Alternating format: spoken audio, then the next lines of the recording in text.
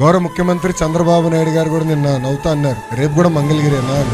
Sir ఇంటి పట్టాల కార్యక్రమం రేపటితో పూర్తవుతుందంటే తొందరగా పూర్తి చేసుకుని రాష్ట్రం చాలా పనులు ఉన్నాయి, రాష్ట్రం అంతా తిరగాలి మీరు, మంగళగిరే కాదని కూడా గౌరవ ముఖ్యమంత్రి గారు అన్నారు. అప్పుడు గౌరవ ముఖ్యమంత్రి గారికి ఒకటే చెప్పారు, సార్ 2019లో నా పరువు పోయింది, ఓడిపోయా, చాలా మంది నన్ను ఎగతాళి చేశారు, మిమ్మల్ని కూడా కించపరిచే విధంగా మాట్లాడారు, ఈ రోజు వాళ్ళ దగ్గర నుంచి శబ్దం రాకుండా చేసింది మంగళగిరి ప్రజలు సార్, అందుకే నాకు ప్రయారిటీ ఉందని గౌరవ ముఖ్యమంత్రి గారు కూడా చెప్తాం జరిగింది. ఒక బాధ్యత నా పైన బాధ్యత పెట్టారు, భరోసాతో మీరు ఉన్నారు. మీకు ఆనాడు నేను రచ్చబండ కార్యక్రమానికి వచ్చినప్పుడు ఇచ్చిన హామీలన్నీ నిలబెట్టుకుపోతున్నా. దాంట్లో భాగంగా ఈ హాస్పిటల్, మన లక్ష్మీ నరసింహస్వామి గుడి అభివృద్ధి కానివ్వండి, భూగర్భ డ్రైనేజ్, భూగర్భ నీరు, భూగర్భ గ్యాస్, భూగర్భ కరెంట్ కానివ్వండి, నిరుపేద కుటుంబాలు నివసిస్తున్న భూముల్ని ఎంక్రోచ్మెంట్ రెగ్యులరైజ్ చేసి వాళ్ళకి పట్టాలు ఇస్తాం కానివ్వండి, లేదంటే ఎవరికైతే ఇల్లు లేదో వాళ్ళకి ఇప్పుడు టిట్కో కార్యక్రమం ద్వారా ఇల్లు అందిస్తాం.